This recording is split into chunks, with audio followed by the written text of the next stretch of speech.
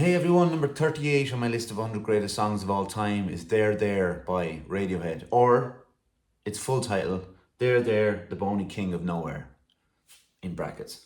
Um, Released in 2003, a song I got to see live in 2008, I believe.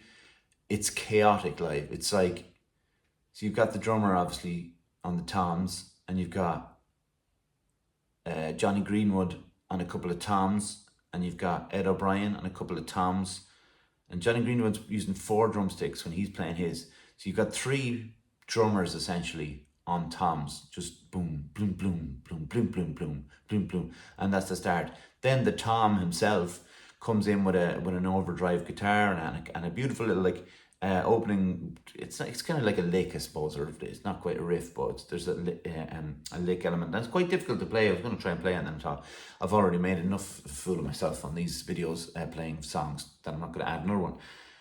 But it's a builder. It's one of those ones that he picks up and picks up. And they said it was inspired by Can, by Susie and the Banshees, by the Pixies, bands like that.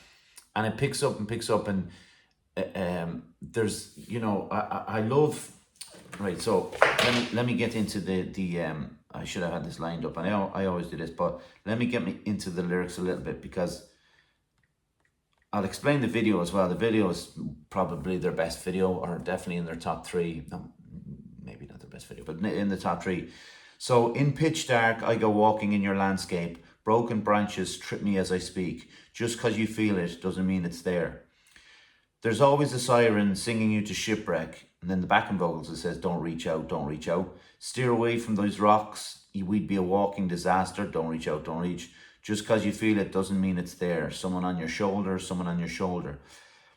Why so green and lonely and lonely and lonely? Heaven sent you to me, to me, to me. We are accidents waiting, waiting to happen. We are accidents waiting, waiting to happen.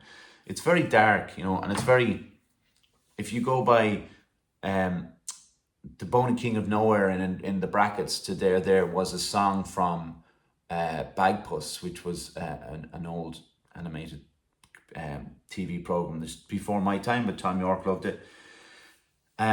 And there is something very fairy tale about the idea, like a ship coming into the shore, and stay away from the rocks and all this kind of stuff. And just because you feel it doesn't mean it's there is quite creepy in a kind of horror movie sense.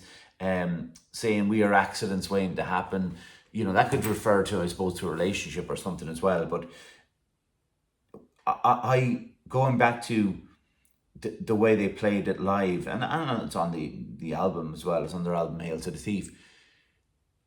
There's a desperation in the voice, and there's a build up, and as the song goes on, Johnny Greenwood drops the drumstick, starts coming in on a little bit of a lick of its own over what Tom is playing, and then it kind of gets the desperation in Tom York's voice, and like almost like, why is nobody listening to me, crashes into this guitar solo and all this energy, and Ed's still playing it, and I will say Colin Greenwood's bass playing in this song is amazing. And if you go and look up the tab, if you are a bass player and you look up the tab, it's such a satisfying song to play. Again, I haven't practiced it, so that's why I didn't make a fool of myself on this one. But it's an incredible bass line, what he's doing. He does anyway. He's an amazing bass player. But all of this is kind of coming up and up, and then the solo finishes, and you're up here, like the song is up here, the energy is up there, and it gets to the breakdown, and the guitars drop away, the drums come back in, so Johnny Greenwood goes back onto his kit and he's banging the kit, and everything's going off, and Tom's guitar there's a lot of feedback, and then it just diddle stops. Obviously, Radiohead are one of the top 5 bands of all time for me, but obviously this is one of their greatest ever songs. Maybe a hint there of what's to come. But Tom York spent, I think from the Kid A albums sessions through to the album sessions for Hail to the Thief, so it's 3 years of trying to write this song, and he felt at one point that it got away from him, and probably felt that there'd be no coming back on it, and he'd lost it. And I'm sure songwriters can, you know, attest to that does happen sometimes. But he clearly had an idea for this song of how he wanted it to sound, or what how he thought it should sound. And with the help of Nigel Godrich, the producer that they have, who's a brilliant producer, um, they got it back. And he said that he cried with relief when he heard it in the studio. He came in, and Godrich had produced it and worked on it, mixed it and mastered it, whatever he needed to do. And Tom York like cried with relief, and he talks about like crying in the studio before with How to Disappear Completely, saying basically that's the greatest song I've ever written, and I don't think I'll ever get back there. So he was crying in the kind of sense of, at that one, he was crying in the sense of like, I've peaked as a songwriter, and this was in the year 2000 when he heard that. Um, and there's like element of like his idea of crying at that would be an element of joy of what he did, but also an element of sadness of what he wasn't going to do to come. But there is something beautiful, like 3 years later, about a songwriter getting to a point where he feels he's lost something, and he's turned it around, and it's an incredible piece of work, by the way. But for him to hear it coming out of those speakers, it must have been incredible to think like that. I've got back there. I've made it back.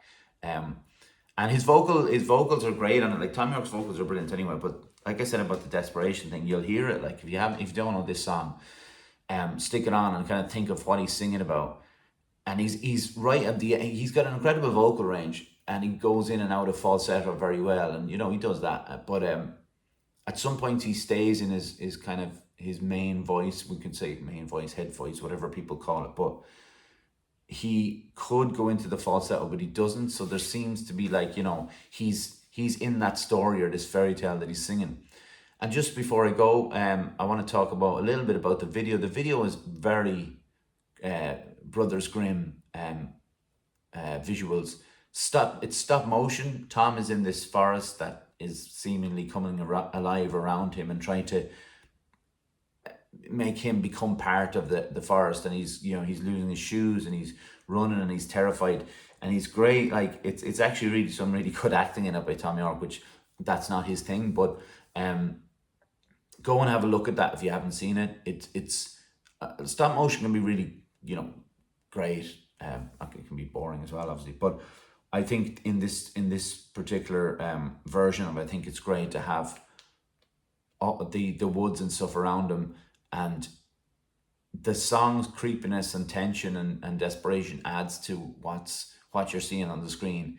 And Tom ends up getting swallowed by the forest, and becomes part of nature. Quite literally becomes part of a tree. And it's one of the more striking of music videos before the very death of them that happened not long afterwards. So it's one of the great late music videos. But yeah, they're there. See ya.